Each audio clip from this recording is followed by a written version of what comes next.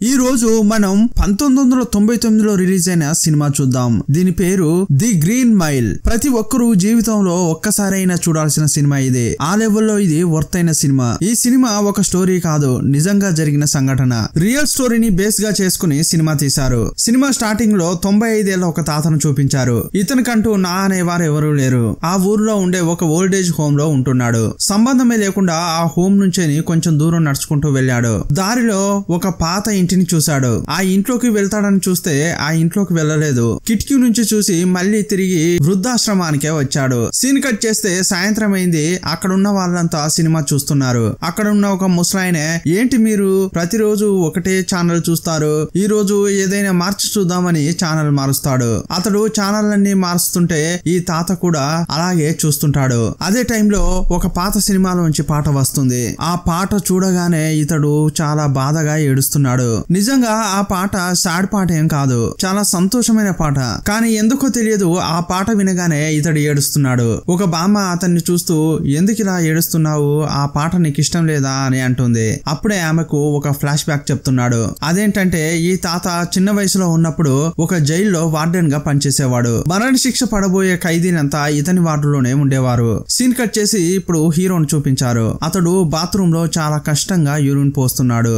ఎందుకంటే అతనికి urine infection ఉంది. అతడు యూరిన్ కు పోయినప్పుడల్లా చాలా వేదన అనుభవిస్తుంటాడు. ఆ వ్యాధి వల్ల అతడు చాలా కష్టపడుతున్నాడు. ఇప్పుడు వాళ్ళ బ్లాక్ ఒక మరణ శిక్ష పడిన ఖైదీ వస్తుంటాడు.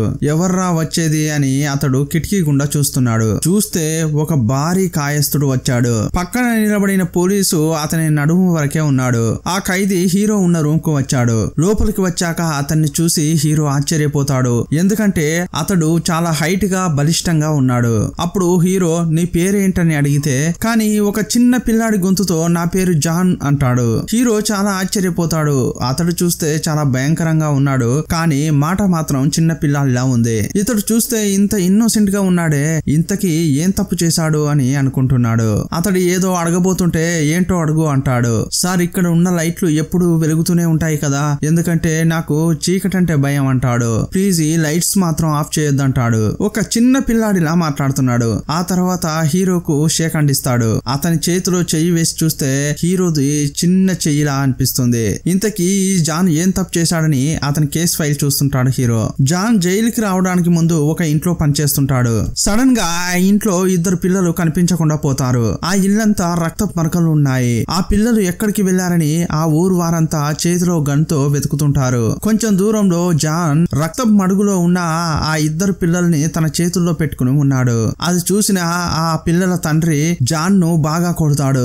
నా పిల్లల్ని ఇలా నాశనం చేసావేంట్రా అని కొడుతుంటాడు. హీరో ఆ కేసు గురించి చూస్తుంటే పై ఆఫీసర్ అక్కడికి వచ్చాడు. ఆ ఆఫీసర్ యొక్క భార్యకు కొన్నాళ్లుగా బ్రెయిన్ క్యాన్సర్ ఉంది. అందువల్ల ఆమె ఎప్పుడైనా చనిపోయే అవకాశం ఉంది. ఇకపై ఆమెను కాపాడలేమని డాక్టర్ చెప్పాడు అని అతడు అంటున్నాడు. చాచా, అలా ఏం కాదు సార్, కొంచెం ధైర్యంగా ఉండండి అని హీరో ఓదారుస్తుంటాడు. అప్పుడు అతడేమంటాడంటే, దాని గురించి వదిలేయి, కానీ మీ దగ్గర పర్సీవ్ అని ఒక అబ్బాయి పనిచేస్తున్నాడు కదా, అతనితో కొంచెం జాగ్రత్తగా ఉండు, ఎందుకంటే వాడు ఒక పెద్ద సైకో. ఇది చాలదన్నట్లు వాళ్ళ అమ్మ వేరే గవర్నర్. ఇంకో సంవత్సరం వరకు అతడు ఇక్కడే ట్రైనింగ్ తీసుకోబోతున్నాడు. అందువల్ల ఏం జరిగినా కూడా కొంచెం చూసుకో అని అంటాడు. సీన్ కట్ చేస్తే ఇప్పుడు హీరో ఇంట్లో ఉన్నాడు. హీరో శోకంగా ఉండడం చూసి అతని భార్య ఏమైందని అడుగుతుంది. లేదు, ఈ రోజు మా జైలుకు కొత్తగా ఇంకో ఖైదీ వచ్చాడు. అతన్ని చూస్తే అతడు ఆ హత్యలు చేసినట్లు నాకు అనిపించట్లేదు. అలా తెలిసి కూడా అతన్ని చంపబోతున్నామే అని గిల్టీగా ఫీల్ అవుతున్నా అంటుంటాడు. అప్పుడు హీరోయిన్ అతన్ని ఓదారుస్తుంటుంది. సీన్ కట్ చేస్తే జైలును చూపించారు. జైల్లో ఒక స్టోర్ రూమ్ ఉంటుంది.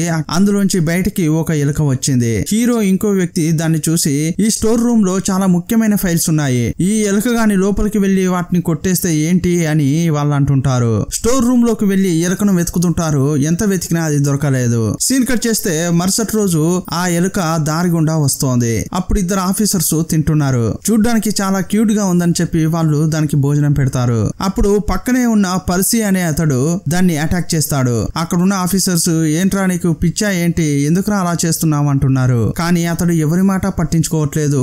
ఆ ఎలుకను చంపాలనే చూస్తున్నాడు. చివరకు ఆ ఎలుక మళ్ళీ స్టోర్ రూమ్ లోకి వెళ్ళింది. సరే, అందులోకి పోయిందని అతడు ఊరుకుంటాడనుకుంటే దాన్ని ఓపెన్ చేసి అందులోకి వెళ్తాడు. స్టోర్ రూమ్ లో ఉన్న వస్తువులన్నింటినీ బయట వేసి ఆ ఎలుకను నేను చంపకుండా వదిలిపెట్టను అంటుంటాడు. అతడు పిచ్చి పట్టినట్లు వ్యవహరిస్తుంటే అక్కడే ఉన్న ఆఫీసర్లు అతన్ని కొట్టడానికి వెళ్తారు. కానీ గవర్నర్ యొక్క కొడుకు కదా, అందువల్ల ఏమీ చేయకుండా వదిలేస్తారు. జైల్లో ఉన్న ఈ ఖైదీకి రేపు కరెంట్ షాక్ ఇచ్చి శిక్ష అమలు చేయబోతున్నారు. రేపు ఎలా శిక్ష అమలు చేయబోతున్నారు అని పర్సీ అనే అతనికి డెమో ఇస్తున్నారు. ఫస్ట్ ఆ ఖైదీని చైర్ లో కూర్చోబెడతారు. అతని కాళ్ళు చేతులకు బెల్ట్ తో లాక్ చేస్తారు. ఆ తర్వాత అతని శరీరంలోకి కరెంటు వేగంగా పాస్ కావాలని చెప్పి తడి చేసిన దూదిని అతని తలలో పెడతారని చెప్తుంటారు. దానిపైనే ఇనుప హెల్మెట్ పెట్టి కరెంట్ పాస్ చేస్తారని చెప్తున్నారు. కరెంట్ షాక్ ఇచ్చినప్పుడు ఆ ఖైదీ చనిపోతాడని వాళ్ళు డెమో ఇస్తుంటారు. ఈ తడి దూది ఎందుకు పెడుతుంటారంటే అది పెడితేనే ఖైదీకి తక్కువగా నొప్పి పెడుతుంది. అంతేకాదు అతని శరీరం మాడిపోకుండా ఉంటుంది. సీన్ కట్ చేస్తే మరుసటి రోజు ఆ ఖైదీకి శిక్షను అమలు చేస్తున్నారు. విక్టిమ్ యొక్క కుటుంబం ముందే ఇతనికి శిక్ష వేస్తున్నారు. ఇప్పుడు కరెక్ట్ గా 10 గంటలైంది. ఖైదీకి కరెంట్ షాక్ ఇచ్చారు. విక్టిమ్ యొక్క ఫ్యామిలీ ముందటే అతడు వేదన అనుభవిస్తూ చనిపోతాడు. ఇదే జైల్లో డెల్ అని ఒక ఖైదీ ఉంటాడు. అతడు పిచ్చి పట్టినట్లు నవ్వుతుంటే హీరో అతని దగ్గరికి వెళ్లి ఏమైంది అని అడుగుతాడు. అతని చేతిలో ఆ ఎలుక ఉంది. ఈ ఎలుకనే ఆ సైకో చంపాలని చూశాడు. అప్పుడు హీరో ఈ ఎలుక నీ దగ్గరికి ఎలా వచ్చింది అని అంటాడు. ఇది నా ఫ్రెండ్ అని ఆ ఖైదీ అంటుంటాడు. అతడు ఏం చెప్తే ఆ ఎలుక అలాగే చేస్తోంది. క్యాన్ తో ఆడుకో అనగానే క్యాన్ తో ఆడుకుంటోంది. అప్పుడు అక్కడికి పర్సీ సైకో వచ్చాడు. ఆ ఎలుకను చూస్తూ నేను తరిమిన ఎలుక ఇదే కదా, ఆ ఎలుకను నీ దగ్గరే జాగ్రత్తగా పెట్టుకో, బయటికి గాని వచ్చిందంటే దాన్ని చంపకుండా వదిలిపెట్టను అంటున్నాడు. ఇదే జైలుకు డీన్ అని ఒక సైకో ఖైదీ ఇంకొకడు వచ్చాడు. అక్కడికి వచ్చాక సడన్ గా పోలీసులపై అటాక్ చేస్తుంటాడు. ఆపబోయిన హీరో మెయిన్ పాయింట్ లోనో కొడతాడు. అందువల్ల హీరో లేవలేకపోతున్నాడు, నొప్పిని తట్టుకోలేకపోతున్నాడు. మిగతా పోలీసులంతా అతన్ని పట్టుకుని సెల్లో వేసి లాక్ చేస్తారు. కానీ హీరో ఇంకా నొప్పిని భరించలేకపోతున్నాడు. మైకంలో కింద పడిపోయాడు. అప్పుడు ఆ జాన్ అతన్ని చూస్తూ సార్ నేను మీకు సాయం చేయగలను అని అంటున్నాడు. నా దగ్గరికి రండి అని పిలుస్తున్నాడు. అతడు కూడా చాలా కష్టపడుతూ జాన్ దగ్గరికి వెళ్తాడు. సడన్ గా అతడు హీరోను గట్టిగా లాగుతాడు. అతడు ఆ ప్లేస్ లో చేయి పెట్టి ఏదేదో చేస్తున్నాడు. అప్పుడు హీరో రే ఏం చేస్తున్నావురా అని అతడు అంటుంటే ఇతడు సమాధానం చెప్పట్లేదు. అప్పుడు లైట్లు ఇంకా బ్రైట్ గా ఎలుగుతాయి. కొంచెం సేపు అయిన తర్వాత అది పడాలన పగిలిపోతుంది. ఆ తర్వాత జాన్ హీరోను వదిలేశాడు. ఇతనికి ఏమైందో తెలియదు, దగ్గుతున్నాడు. అంతేకాదు అతని నోట్లోంచి లెక్కలేనన్ని పురుగులు బయటకు వస్తున్నాయి. అది చూసిన హీరో జాన్ నాకేం చేశావు అని అడుగుతుంటాడు. నేను మీకు సాయం చేశాను అని చెప్పి అతడు వెళ్లి పడుకుంటాడు. కానీ ఇప్పుడు హీరోకు ఏదో పెద్ద భారం తగ్గినట్లు అనిపిస్తోంది. అతడు రెస్ట్ రూమ్ కు వెళ్లి యూరిన్ పాస్ చేస్తాడు. ఇప్పుడు ఫ్రీగా పోస్తున్నాడు. ఇప్పుడు ఎలాంటి నొప్పి లేదు. ఇంటికి వెళ్ళిన తర్వాత భార్యతో చాలా సంతోషంగా మాట్లాడుతున్నాడు. యూరిన్ ఇన్ఫెక్షన్ వల్ల ఇన్నాళ్ళు భార్యతో అలా ఇలా లేడు. కానీ ఇప్పుడు అంతా బాగైపోయింది కదా, అందువల్ల చాలా రోజుల తర్వాత తన వైఫ్ తో సంతోషంగా గడుపుతాడు. మరుసటి రోజు ఉదయమే ఈ జాన్ కేసును వాదిస్తుంటాడు కదా, ఆ లాయర్ ని వెళ్లి కలుస్తాడు. ఆ కేసు డీటెయిల్స్ గురించి తెలుసుకుంటున్నాడు. జాన్ ఒక అమాయకుల్లా ఉన్నాడు. నాకైతే అతడు నిరపరాధి అనిపిస్తోంది అని అంటుంటాడు. కానీ ఆ లాయర్ ఏమంటున్నాడంటే సార్ మీరు పోలీసే కదా, ఒకడు అమాయకుల్లా ఉంటే మంచివాడా? ఇలా నేను ఎన్ని కేసులు చూసానో తెలుసా? వీళ్ళంతా చేసిన తప్పు నుంచి తప్పించుకోవడానికి ఇన్నోసెంట్ లాగా నటిస్తుంటారు. ఈ విషయం గురించి మీరు మర్చిపోండి అని చెప్తాడు. ఆ తర్వాత హీరో జాన్ ను చూడడానికి జైలుకు వచ్చాడు. నువ్వు నాకు హెల్ప్ చేసిన విషయం గురించి నా భార్యకు చెప్పా, ఆమె నీ కోసం ఒక కేక్ చేసి ఇచ్చిందని ఇస్తుంటాడు. జాన్ కూడా సంతోషంగా ఆ కేక్ తీసుకుంటాడు. తీసుకున్నాక సార్ నాకు మాత్రం ఎందుకు ఇంత పెద్ద కేకు, నాలాగే ఇక్కడ చాలా మంది ఉన్నారు కదా వాళ్ళకు పంచండి అని కొంత తీసుకొని రిటర్న్ ఇస్తాడు. హీరో జాన్ ను చూసి ఆశ్చర్యపోతూ ఆ కేక్ తీసుకుని మిగతా వాళ్ళకు పంచుతాడు. సీన్ కట్ చేస్తే మరుసటి రోజు అయింది. డెల్ అనే అతనికి ఈ రోజే శిక్ష అమలు చేయబోతున్నారు. కానీ అతడు తన చావు గురించి భయపడట్లేదు. తను చనిపోయిన తర్వాత ఈ ఎలుకను ఎవరు చూసుకుంటారు అని బాధపడుతున్నాడు. అప్పుడు హీరో ఏమంటున్నాడంటే నువ్వేం బాధపడకు, మేమే ఇంతమంది ఉన్నాం కదా, ఆ ఎలుకను జాగ్రత్తగా చూసుకుంటాంలే అంటాడు. అప్పుడు ఆ ఎలుక బయటకు పరిగెత్తుతుంది. ఆ పర్సీ సైకో దాన్ని తొక్కి చంపేస్తాడు. అది చూసి డేల్ అనే ఖైదీ బాగా ఏడుస్తున్నాడు. ఆ చిన్న ఎలుక నీకు ఏం ద్రోహం చేసిందిరా, ఎందుకురా చంపావు అని బాధపడుతున్నాడు. ఎందుకు చంపావని బాగా తిడుతున్నాడు. కానీ అతడు చాలా సైలెంట్ గా అయ్యయ్యో నేను తెలియకుండా తొక్కానే, చచ్చిపోయిందా అని చెప్పి అక్కడి నుంచి వెళ్ళిపోతాడు. అప్పుడు జాన్ అది చూసి సార్ ఆ ఎలుకను నా దగ్గరికి తీసుకురండి అంటాడు. హీరో కూడా ఆ చనిపోయిన ఎలుకను తీసుకెళ్లి జాన్ కి ఇస్తాడు. ఇప్పుడు జాన్ తన దగ్గర ఉన్న శక్తిని ఉపయోగించి చనిపోయిన ఆ ఎలుకకు హీల్ చేసి మళ్ళీ దానికి ప్రాణం తెస్తాడు. ఆ తర్వాత అతని నోట్లోంచి డస్ట్ లాంటిది బయటికి వెళ్తుంటుంది కదా, దాన్ని కూడా బయటకు పంపిస్తాడు. ఇదంతా చూస్తున్న హీరో పోలీస్ ఆఫీసర్లు చాలా ఆశ్చర్యపోతున్నారు. రే ఇదంతా ఎలా చేసావురా అని అడుగుతుంటే నాకు డెల్ ఫ్రెండ్ అయిన ఎలుకను కాపాడాలని అనిపించింది, అందుకే ఇలా చేశానని అంటున్నాడు. సీన్ కట్ చేస్తే ఆ రోజు రాత్రి డెల్ అనే ఖైదీకి శిక్ష అమలు చేసే టైం ఆసన్నమైంది. అతడు చాలా బాధగా ఇకపై నా ఎలుకను నువ్వే చూసుకోవాలని హీరో షోల్డర్ పై పెడతాడు. జాన్ అది చూసి సార్ ఆ ఎలుకను నాకు ఇవ్వండి నేను చూసుకుంటానంటాడు. జాన్ ఆ ఎలుకను చాలా భద్రంగా చూసుకుంటుంటాడు. సాధారణంగా ఖైదీకి శిక్షను అమలు చేసేటప్పుడు తలపై తడి దూదిని పెడతారు కదా, కానీ ఈ పర్సీ అనే సైకో కావాలనే ఆ దూదిని తడపలేదు. తడపకుండానే దాన్ని అతని తలపై పెట్టాడు. ఎందుకంటే ఇతడు ఎలుకను తొక్కి చంపినప్పుడు ఈ ఖైదీ తిడతాడు కదా, ఆ కోపంలోనే ఇలా చేశాడు. కానీ ఈ విషయం తెలియకుండా మిగతా పోలీస్ ఆఫీసర్లు అతనికి షాక్ ఇస్తారు. అప్పుడు అతని శరీరం మొత్తం నల్లగా మారుతుంది. అతడు నొప్పిని భరించలేక వేదన అనుభవిస్తున్నాడు. ఇప్పుడు ఆ వేదనంతా సెల్లో ఉన్న జాన్ అనుభవిస్తున్నాడు. ఆ నొప్పిని బాధనంతా ఇతను తీసుకున్నాడు. ఇదంతా అయిపోయిన తర్వాత ఆ పర్సీ సైకోను అంతా తిడుతున్నారు. ఎందుకురా ఇలా చేశావు అని అంటుంటే అయ్యయ్యో ఆ దూదిని తడపాలని నాకు తెలియదు అని అంటున్నాడు. సీన్ కట్ చేస్తే చీఫ్ వైఫ్ ఉంటుంది కదా, ఆమె క్యాన్సర్ వ్యాధితో చాలా బాధపడుతోంది కదా, ఆమెను చూడడం కోసం హీరో వెళ్తాడు. చూస్తే ఆమె ఆరోగ్యం సరిగా లేకపోవడం వల్ల ఆమెను చూడడానికే చాలా పాపంగా అనిపిస్తుంది. ఇంకా వారం రోజులు కూడా బతకదని డాక్టర్లు చెప్పారని ఆఫీసర్ చెప్తున్నాడు. ఇంటికి వెళ్ళిన తర్వాత కూడా హీరో దీని గురించే ఆలోచిస్తున్నాడు. అప్పుడే అతనికి ఒక ఐడియా వచ్చింది. జైల్లో తనతో పాటు పనిచేసే ఆఫీసర్లందరినీ పిలిచి లంచ్ ఏర్పాటు చేస్తాడు. ఇదిగో చూడండి, జాన్ ఎలుకకు ప్రాణాలు ఇచ్చాడు కదా, అంతేకాదు నా వ్యాధిని కూడా అతడే న్యాయం చేశాడు. సరే ఇప్పుడు నువ్వేం చెప్పొస్తున్నావు అని మిగతా వాళ్ళు అడుగుతుంటారు. అదేంటంటే చీఫ్ ఆఫీసర్ యొక్క భార్యకు క్యాన్సర్ ఉంది కదా, ఆ క్యాన్సర్ ను కూడా మన జాన్ నయం చేయగలడని నాకు అనిపిస్తోంది. అందువల్ల అతన్ని బయటకు తీసుకెళ్లి ఆ క్యాన్సర్ ను నయం చేయిస్తే ఎలా ఉంటుంది అని అంటుంటాడు. అప్పుడు వాళ్ళు ఏమంటున్నారంటే ఏం మాట్లాడుతున్నావు నువ్వు, అతడొక మరణశిక్ష పడిన ఖైదీ, ఈ విషయంగాని బయటకు తెలిసిందంటే మనందరి ఉద్యోగాలు పోతాయి. ఇదిగో చూడండి అలా ఏం జరగదు, మన చీఫ్ ఎంత మంచివాడో మీకు అందరికి తెలుసు కదా, అందువల్ల అతని భార్యకు మనం సాయం చేసి తీరాల్సిందే అంటుంటాడు. అప్పుడు వాళ్ళంతా కూడా ఒప్పుకుంటారు. ఇప్పుడు సేఫ్టీ కోసం పోలీసులందరూ చేతిలో గన్తో బయటకు బయలుదేరుతున్నారు. హీరో జాన్ దగ్గరికి వచ్చి ఇప్పుడు మనం బయటికి వెళ్ళబోతున్నాం అంటాడు. అప్పుడు అతడు కూడా బయటకు వస్తాడు. అప్పుడు సడన్ గా డీన్ అనే ఖైదీ జాన్ దగ్గరికి వచ్చి షేక్ హ్యాండ్ ఇస్తుంటాడు. అప్పుడు జాన్ ఏదో ఒక విషయం ఫీల్ అవుతున్నాడు. డీన్ ను చూస్తూ నువ్వు చాలా చెడ్డవాడివి అంటుంటాడు. ఆ తర్వాత జైలు యొక్క టాప్ కు వచ్చాడు. అక్కడ ఉన్న నక్షత్రాలన్నింటిని చూసి చిన్న పిల్లల్లా అయ్యి బాగుందే అంటుంటాడు. ఆ తర్వాత గడ్డిలో నడుచుకుంటూ వెళ్లేటప్పుడు కిందున్న మొక్కల వాసన చూసి దానికి కూడా సంతోషపడుతున్నాడు. అప్పుడు హీరో ఏమంటుంటాడంటే జాన్ మేం పిలిచావు, నీ పాటికి నువ్వు వస్తున్నావు, ఎక్కడికి ఏంటి అని అడగవా అని అంటాడు. అప్పుడు అతడు ఏమంటాడంటే మనం ఒక లేడీని చూడ్డానికి వెళ్తున్నాం కదా అంటాడు. ఈ విషయం నీకెలా తెలుసు అని అతడు అడుగుతుంటే లేదు నాకు అలా అనిపించింది అదే చెప్పాను అంటుంటాడు. ఆ తర్వాత అతన్ని తీసుకుని చీఫ్ ఇంటికి వెళ్లారు. అప్పుడు ఆ చీఫ్ చేతిలో గన్ తీసుకుని ఈ ఖైదీని నా దగ్గరికి ఎందుకు తీసుకొచ్చారా అంటుంటాడు. అప్పుడు హీరో కొంచెం ప్రశాంతంగా ఉండండి, తొందరపడకండి అంటాడు. మేము మీ భార్య ప్రాణాలు కాపాడడానికే తీసుకొచ్చామని చెప్తుంటాడు. అప్పుడే అతడు కొంచెం ప్రశాంతంగా ఉంటాడు. అప్పుడు జాన్ ఆ లేడీని చూడడానికి వెళ్తున్నాడు. ఆమె జాన్ ను చూడగానే ఎవర్రా నువ్వు నా రూమ్ లోకి ఇలా వచ్చావు అని అంటుంది. నా పక్కకు రావద్దు, దూరంగా వెళ్ళని అంటుంది. మేడం భయపడకండి, నేను మిమ్మల్ని కాపాడడానికే వచ్చా అంటుంటాడు. అప్పుడు ఇతడు ఆమె నోటి దగ్గరికి వెళ్లి నోరు పెట్టి ఊదుతుంటాడు. అప్పుడు ఒక ప్రకాశమైన వెలుతురు వస్తుంది. ఇప్పుడు ఆమె శరీరంలో ఉన్న వ్యాధంతా నయమైపోయింది. రోగిలా ఉన్న ఆమె ఇప్పుడు చూడ్డానికి దేవతలా మారింది. అది చూసిన ఆ చీఫ్ కూడా సంతోషం తట్టుకోలేక ఏడుస్తుంటాడు. అప్పుడు ఆ చీఫ్ భార్య జాన్ దగ్గరికి వచ్చి నేను ఇంతకు ముందే కలలో నిన్ను చూశాను అని అంటోంది. నా ప్రాణాలు కాపాడి నాకు అతిపెద్ద సాయం చేశావు, అందుకు చిన్న గిఫ్ట్ అని చెప్పి ఆమె మెడలో ఉన్న చైన్ తీసి అతని మెడలో వేస్తుంది. ఇప్పుడు పని అయిపోయిందని మళ్ళీ అతన్ని జైలుకు తీసుకెళ్తున్నారు. సాధారణంగా హీల్ చేసిన తర్వాత జాన్ నోట్లోంచి డస్ట్ బయటకు వెళ్తుంది కదా, కానీ ఇప్పుడు కూడా అతని నోట్లోంచి డస్ట్ బయటకు రావడానికి ప్రయత్నిస్తోంది. కానీ అతడు బయటకు వదలట్లేదు. అది హీరో నోటీస్ చేసి జాన్ ఏం చేస్తున్నావు, ఆ డస్ట్ నీలోనే ఉంచుకోవద్దు, బయటకు వదలు అంటుంటాడు.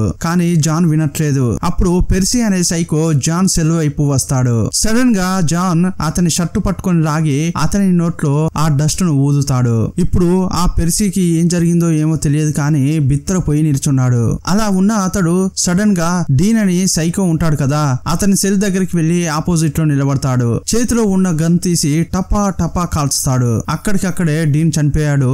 ఆ తర్వాత ఇతని నోట్లోంచి డస్ట్ బయటకు వస్తోంది. అప్పుడు హీరో జాన్ దగ్గరికి వచ్చి, జాన్ ఏమైంది, నువ్వు ఇలా చేయవే, ఎందుకు నువ్వు ఆ డీన్ చంపావు అని అడుగుతుంటాడు. అప్పుడు అతడు ఏమంటున్నాడంటే, సార్ అతడు చాలా చెడ్డవాడు, అది నేను మీకు కూడా చూపిస్తాను, మీ చెయ్యి ఇవ్వండి అంటాడు. అప్పుడు హీరో కూడా ఆలోచిస్తూ తన చేతినిస్తాడు. ఆ చెయ్యి ఇచ్చిన తర్వాతే అతనికి జరిగిన అన్ని విషయాలు తెలుస్తుంటాయి. యాక్చువల్ గా జాన్ ఇద్దరు అమ్మాయిలను రేప్ చేసి వాళ్ళని చంపాడని చెప్పే జైలుకు తీసుకొస్తారు. యాక్చువల్ గా ఆ హత్యలు చేసింది జాన్ కాదు, పక్క సెల్లులోనే ఉన్న ఆ డీనే. అతడు కూడా ఆ అమ్మాయిలు ఉన్న ఇంట్లోనే పనిచేసినట్లున్నాడు. అలా పనిచేసేటప్పుడు ఆ అమ్మాయిల్ని ఒంటరిగా బయటకు తీసుకెళ్లి వాళ్ళని అనుభవించి చాలా క్రూరంగా చంపుతాడు. వాళ్ళు అలా చడిపోయి పడి ఉండడం చూసిన జాన్ వాళ్ళని హీల్ చేసి బతికించడానికి ప్రయత్నిస్తాడు. కానీ వాళ్ళు చనిపోయి చాలా సేపు అయినందువల్ల జాన్ వాళ్ళను కాపాడలేకపోయాడు. అందువల్లే అందరి ముందు ఆ రోజు నేను ఎంతో ట్రై చేశా కానీ లేట్ అయింది, అందువల్లే కాపాడలేకపోయా అని ఏడుస్తుంటాడు.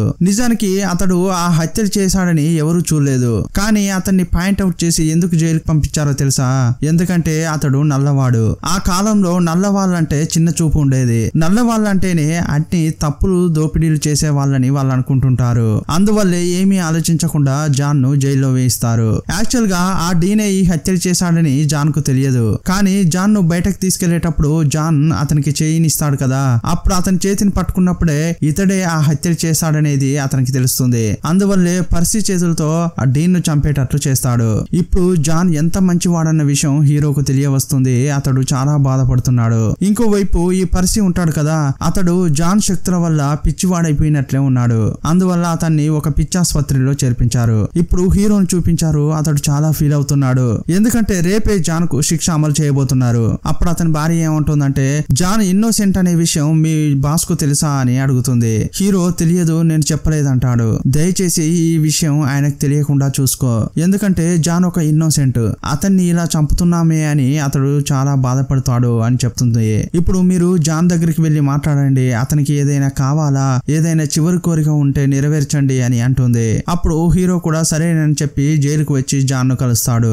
జాన్ నువ్వేమైనా తింటావా, నీకేమైనా తెచ్చిపెట్టాలా అని అడుగుతాడు. అవును, నాకు చాలా ఆకలిగా ఉంది, కొంచెం ఏదైనా మాంసం తీసుకొచ్చి పెడతావా అంటాడు. అప్పుడు హీరో వేదనను తట్టుకోలేకపోతున్నాడు. జాన్ ఇప్పుడు ఈ సెల్ ను నేను తెరిచి పెడతాను, నువ్వు ఈ జైలు నుంచి తప్పించుకో, ఎక్కడికైనా వెళ్లి హాయిగా బతుకు అంటుంటాడు. లేదండి నేను అలా చేయను, ఇన్నేళ్లుగా మనుషులను చూసి చూసి నేను చాలా వెక్స్ అయిపోయాను. దేవుడిచ్చిన ఈ అద్భుతమైన జీవితాన్ని దొరికిన దాంతో మనుషులు చాలా హాయిగా బతకలేకపోతున్నారు. కోపం, ఈర్ష్య, అసూయ అని చెప్పి వాళ్ళు బతకకుండా ఇతరులను బతకనివ్వకుండా ఈ మనిషి జాతే ప్రశాంతంగా ఉండలేకపోతోంది అంటుంటాడు. ఇలాంటి ఒక సమాజంలో నేను బతకాలని అనిపించట్లేదు అంటుంటాడు. అందువల్ల నేను దేవుడి దగ్గరికే తిరిగి వెళ్తాను, అది కూడా మీ చేతులతో నేను చావబోతున్నాను కదా, అది తలుచుకుంటుంటే చాలా సంతోషంగా ఉంది సార్ అంటుంటాడు. ఆ మాటలు వినగానే హీరో ఏడుపును ఆపుకోలేకపోతున్నాడు. సరే జాన్, నీకేదైనా చివరి కోరిక ఉందా అని అడుగుతాడు. అప్పుడు అతడేమంటున్నాడంటే, నేను చిన్న వయసు నుంచే ఇప్పటి వరకు సినిమాను చూసిందే లేదు, జీవితంలో ఒక్కసారైనా సినిమా చూడాలని నా ఆశ, ఆ ఆశ మీరు తీరుస్తారా అని అడుగుతాడు. అప్పుడు హీరో జాన్ కోసం ఒక సినిమా వేయిస్తాడు. ఆ సినిమా చూస్తూ జాన్ చాలా సంతోషపడుతున్నాడు. జీవితంలో ఇప్పటి వరకు అతడు అంతగా నవ్వినట్లే లేనట్టుంది. ఈ సీన్ నే స్టార్టింగ్ సీన్ లో ముసలి వయసులో ఉన్న మన హీరో దాన్ని చూసి చాలా ఫీల్ అవుతాడు. ఆ తర్వాత జాన్ కు శిక్ష అమలు చేసే టైం వచ్చింది. జాన్ ను తీసుకువెళ్లేటప్పుడు వాళ్ళంతా శోకంగా ఉండడం చూసి ఎందుకు ఇలా శోకంగా ఉన్నారు అని అడుగుతుంటాడు. కావాలంటే నేను ఒక జోక్ చెప్పనా అని చెప్పి వాళ్ళతో నవ్వుకుంటూ మాట్లాడుతున్నాడు. ఆ తర్వాత అతన్ని ఎలక్ట్రిక్ చైర్ లో కూర్చోబెట్టారు. ఇతనికి ఆపోజిట్ లో ఆ పిల్లల తల్లిదండ్రులు కూర్చొని ఉన్నారు. వాళ్ళతో పాటు బంధువులు కూడా ఉన్నారు. అప్పుడు హీరో చివరిసారిగా నువ్వేమైనా చెప్పాలని అనుకుంటున్నావా అని జాన్ అడుగుతాడు. అప్పుడు అతడు సారీ అని చెప్తాడు. అప్పుడు అతని ముఖాన్ని నల్ల క్లాత్ తో మోయబోతుంటారు. సార్ నాకు చాలా భయంగా ఉంది, ఈ నల్ల క్యాప్ ను మాత్రం తీస్తారా అని అడుగుతాడు. అప్పుడు హీరో ఆ మాటలు వినగానే ఏడ్పును ఆపుకోలేకపోతున్నాడు. చాలా వేదనగానే అతని ముఖంపై ఆ మాస్క్ ను తీయిస్తాడు. ఇప్పుడు అతనికి ఎలక్ట్రిక్ షాక్ ఇస్తున్నారు.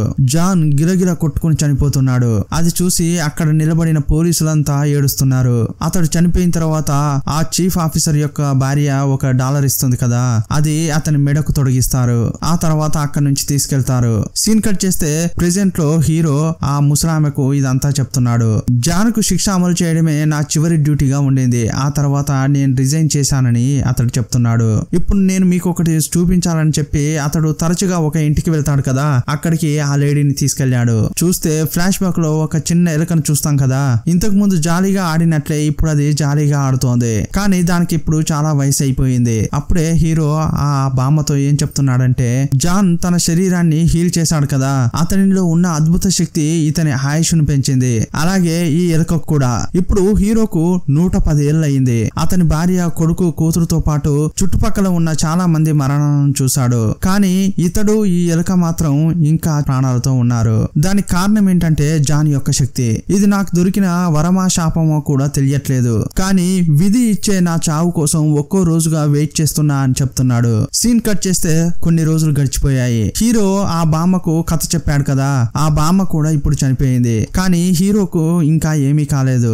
ఇప్పుడు ప్రాణాలతో ఉన్న హీరో తన విధి ఎప్పుడు ముగుస్తుందో అని ఎదురు చూస్తున్నట్లు చూపించి ఈ సినిమాను ముగిస్తారు. ఫ్రెండ్స్, చాలా మంది మన వీడియోలు చూస్తున్నారు కానీ సబ్స్క్రైబ్ చేసుకోవట్లేదు. మన ఛానల్లో వచ్చే వీడియోస్ నచ్చినట్లయితే తప్పకుండా కళ్ళ ముందు కదిలే చిత్రాలు ఛానల్ ను సబ్స్క్రైబ్ చేసుకోండి. మరో వీడియోతో మళ్ళీ కలుసుకుందాం. అప్పటి వరకు బాయ్ బాయ్.